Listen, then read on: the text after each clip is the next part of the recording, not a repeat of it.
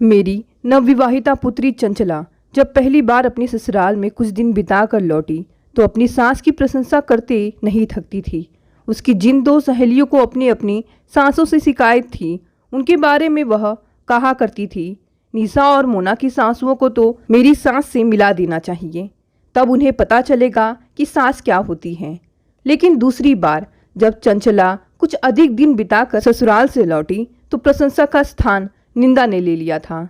मैं आहत सी हो गई, सोचने लगी, इसकी सास अनीता जी ऊपर से तो बड़ी भली लगती हैं, पर इसकी बातों से तो लगता है कि अंदर से वे महाखोटी हैं। मैं कुछ पूछूं या ना पूछूं, बिटिया दिन भर उनकी शिकायत करती रहती।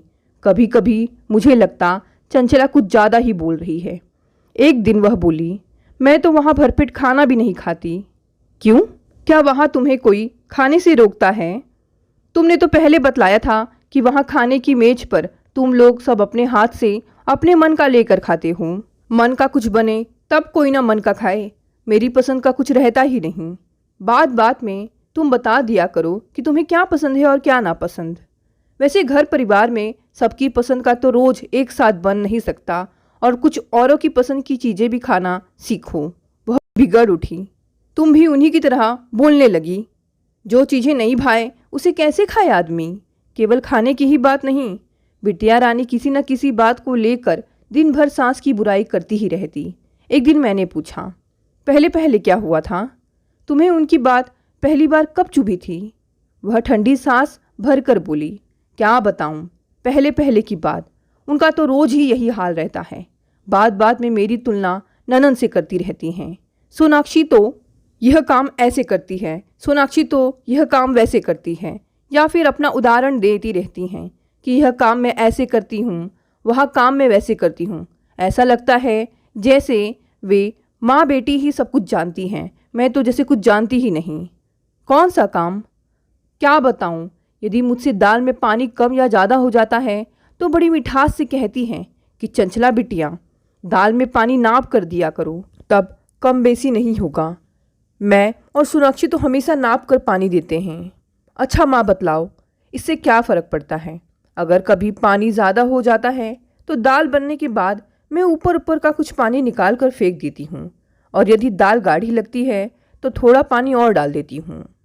मैं धीरे से बोली, लेकिन ऊपर से पानी डाली हुई दाल में वह स्वाद नहीं आता बेटी। हाँ, यदि कभी गलती से दाल अधिक देर चढ़ी रह गई और गाढ़ी हो गई तो ऊपर से पानी डालना ही पड़ता है। यह भी है, किसी घर में दाल गाढ़ी खाई जाती है तो किसी के घर के लोग पतली दाल पसंद करते हैं। तुम्हारी सास ठीक ही तो कहती है। आखिर दाल के अनुसार नाप कर पानी देने में हर्ज ही क्या है? सुनते ही चंचला बिगड़ उठी, गुस्से में भर कर बोली, तुम्हें तो उन्हीं की बात ठीक लगती है, तुम तो उन्हीं का पक्ष लिए जा रही हो। कहकर चंचला ने रोना शुरू कर दिया।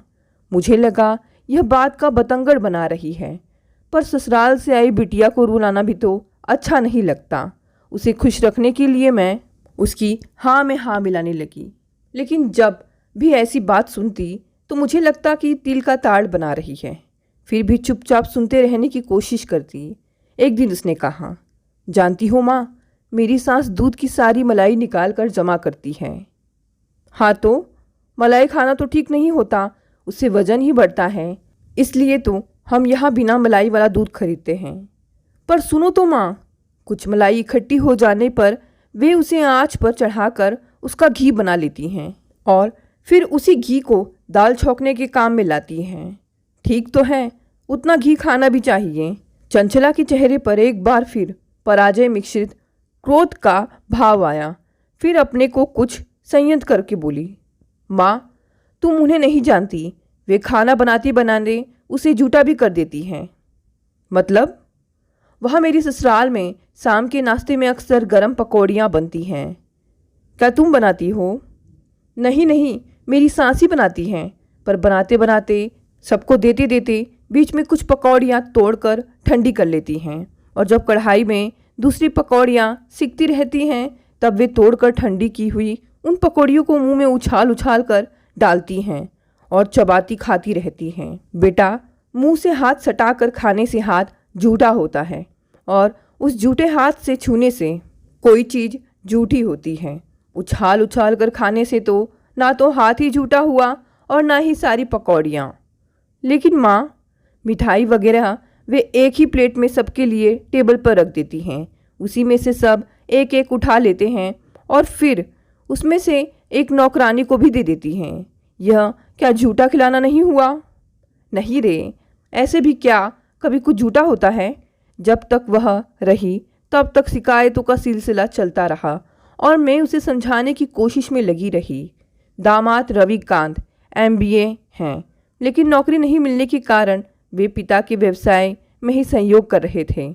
अभी हाल में उन्हें कोलकाता में एक अच्छी नौकरी मिल गई। उन्होंने वहाँ एक किराए का घर खोज लिया तो चंचला को भी वहीं ले गए। जल्द ही चंचला के देवर की शादी तय हो गई। शादी में अनीता जी ने हम दोनों से भी आने का आग्रह किया। उधर चंचला और दामाद जी का भी अनुरोध था। हम चले गए। शादी के घर में चंचला ने अपने काम का खूब परिचय दिया। अनीता जी भी मौका मिलने पर चंचला की तारीफ करती। बचपन से ही उसमें यह गुण था कि जो भी काम सीखती, चाहे वह खाना बनाने हो या बुनाई कढ़ाई, पूरी लगन से सीखती और फिर उसे सही ढंग से करने का प्रयास करती। अनीता जी कहती, कपड़ों गहनों में भी चंचला की पसंद कितनी अच्छी है। छोटी बहू को देने के लिए सारे कपड़े गहने इसी की पसंद से आए हैं।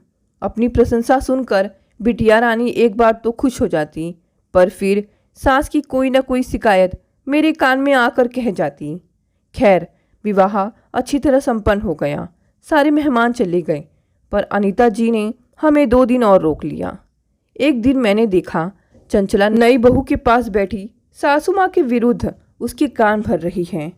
बिटिया के डर से उसके सामने तो मैं कुछ नहीं बोल पाई, पर वह उठकर चली गई तो मैं उसकी देवरानी निकिता से बोली, देखो बिटिया, तुम्हारी सास एक अच्छी महिला है।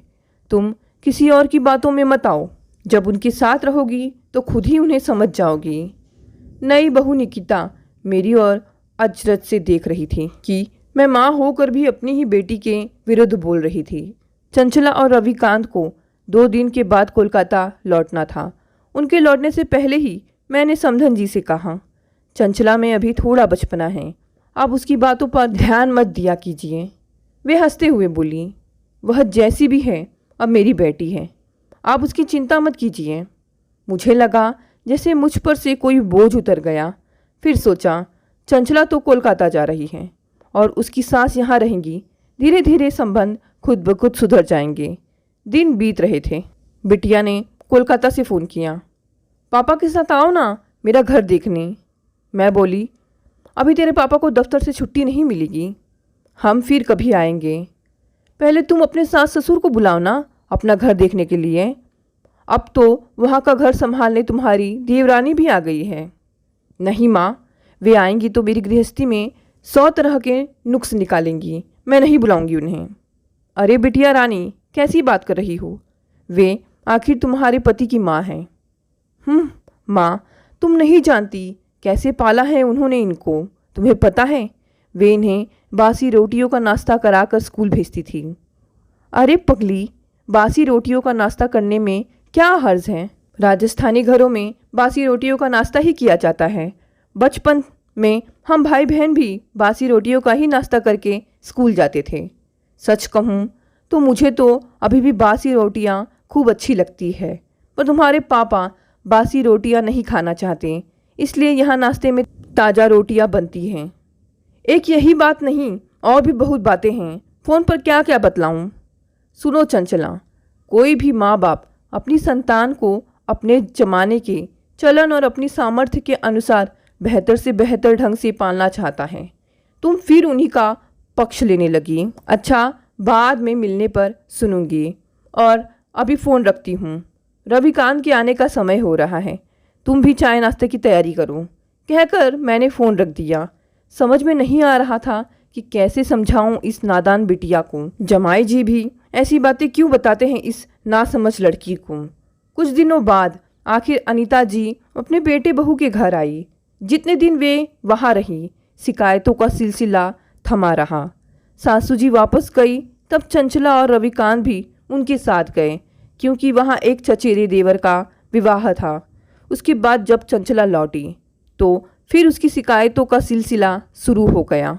एक दिन कहने लगी, माँ तुम्हें पता है मेरी सासू जी मेरी देवरानी को कितना दबा कर रखती हैं।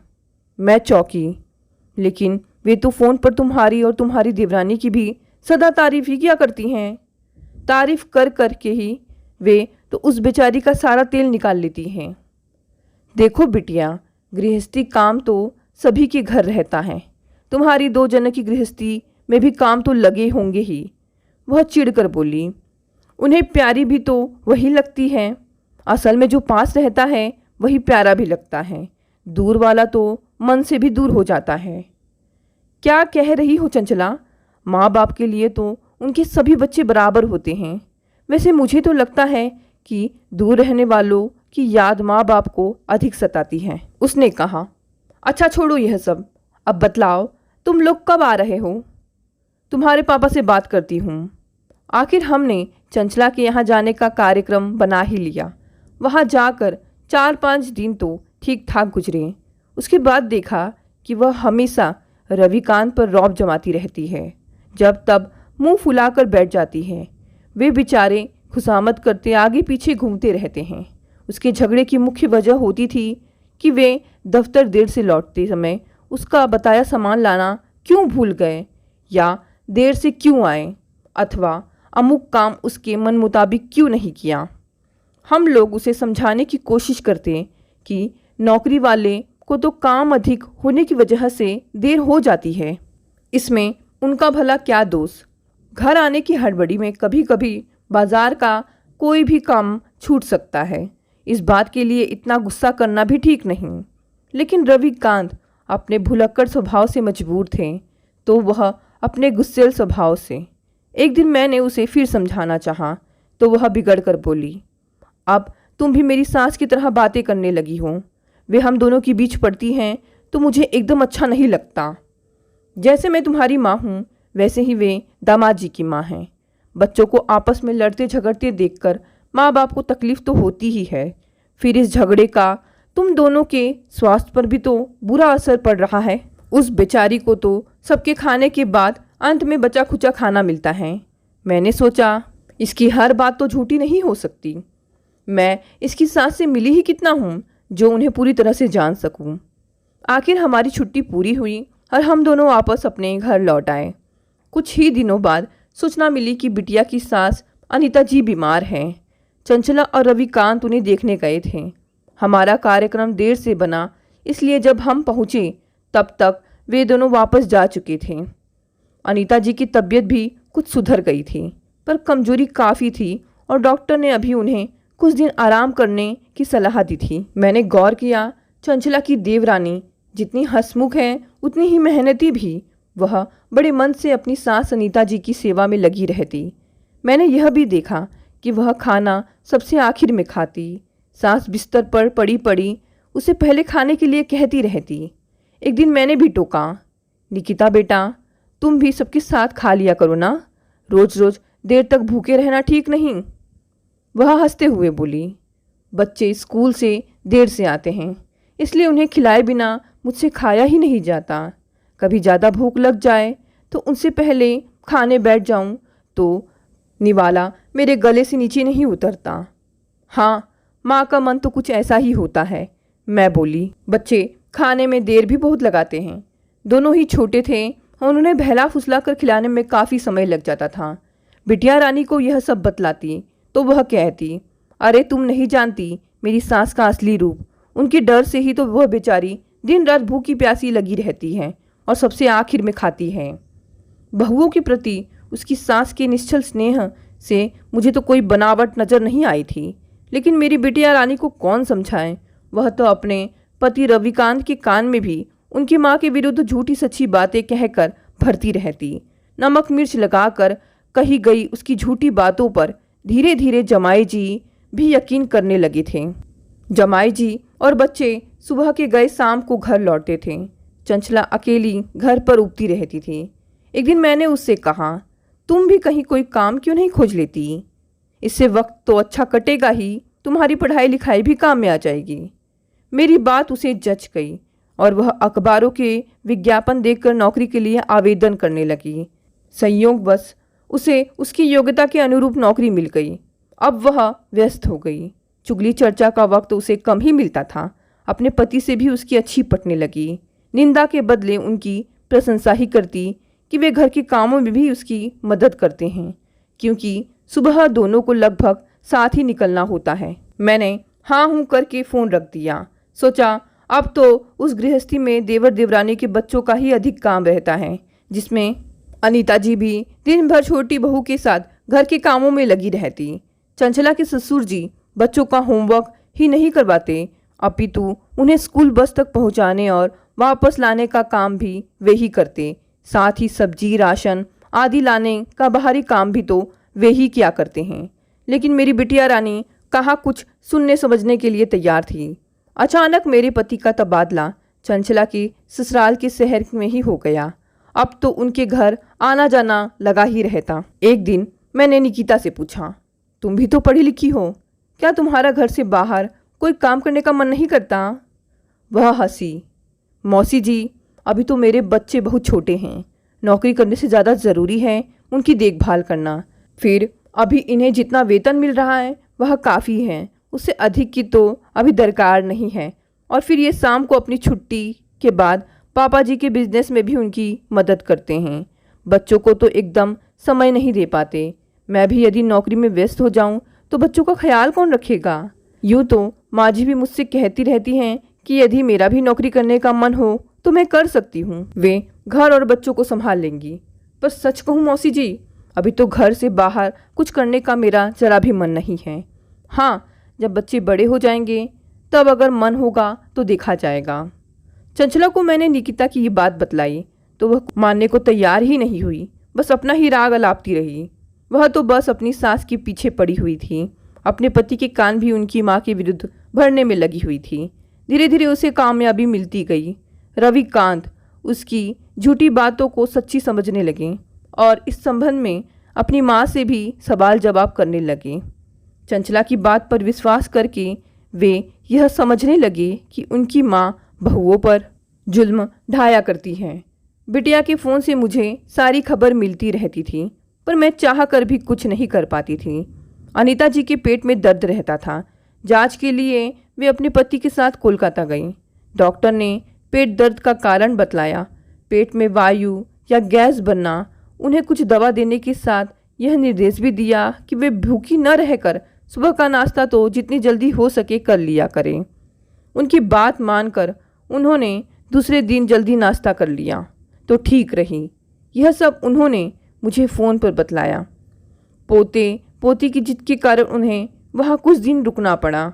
वे घर के काम में भी चंचला की मदद करने लगी। जो भी विशेष व्यंजन उन्हें बनाने आते थे वे उन्हें बनाकर सबको खिलाना चाहती थीं। एक दिन उन्हें याद आया कि बेटे रविकांत को कटहल की सब्जी बचपन से ही बहुत पसंद है। कटहल का मौसम ख़त्म होने को था, पर महेश जी कहीं से कटहल खोज ले आए। अनीता जी ने बड़े मनोयोग से कटहल काटा और सब्जी बना ली। अपने पति को टिफ़िन देने का काम चंचला स्वयं से ही किया करती थी। एक दो बार माँ ने बेटे के लिए टिफ़िन तैयार कर दिया तो चंचला नाराज सी लगी, अतः इस काम से दूर ही रहती थी। उस दिन जब चंचला टिफ़िन तैयार कर रही थी तो अनीता जी ने पास जाकर कहा, रविकांत को कटहल की सब्जी बचपन से ही बहुत पसंद है, इसे टिफ़िन में दे देना। चंचला बोली, पहले की सब्जी भी तो फ्रिज में रखी है, पहले उसे ख़त्म होने दीजिए। और उसने रविकांत के टिफ़िन में पहले वाली सब्जी ही डाल दी। अनीता जी ने सोचा, ठीक ही तो कह रही है, पहले की बनी सब्जी पहले ख़त्म होनी चाहिए। कटहल की सब्जी शाम को खा लेगा, इसमें क्या हर्ज है। शाम को चंचला ने दफ्तर से लौटकर कुछ और सब्जियां बना ली और रविकांत को वे ही परोसी। बाद में उसने कटहल की सब्जी औरों की थालियां में डाली, पर रविकांत को नहीं दी। रोटियां बनाती हुई अनीता जी सब कुछ देख रही थी, पर बोली कुछ नहीं। उन्होंने सोचा कल टिफ़िन में दे देगी, इसमें क्या है। दूसरे दिन अनीता जी जब रसोई में आई तब तक रविकांत का टिफ़िन भरा जा चुका था। उन्होंने महेश जी के लिए नाश्ता लगाने के लिए फ्रिज खोला तो देखा रात वाली सब्जी समाप्त है और कटहल की सब्जी लगभग उतनी की उतनी ही फ्रिज में रखी है। उन्होंने सोचा हड़बड़ी में शायद बहू रविकांत को कटहल की सब्जी देना भूल गई होगी। कोई बात नहीं, वे सब्जी बदल देती हैं। उन्होंने डब्बा खोला ही था कि चंचला आ गई और ज़ोर से बोली, यह आप क्या कर रही हो मम्मी जी? मेरी जासूसी कर रही हो? क्या मैं आपके बेटे को अच्छा खाना नहीं देती? आप सब्जी बदलने की कोशिश कर रही हैं।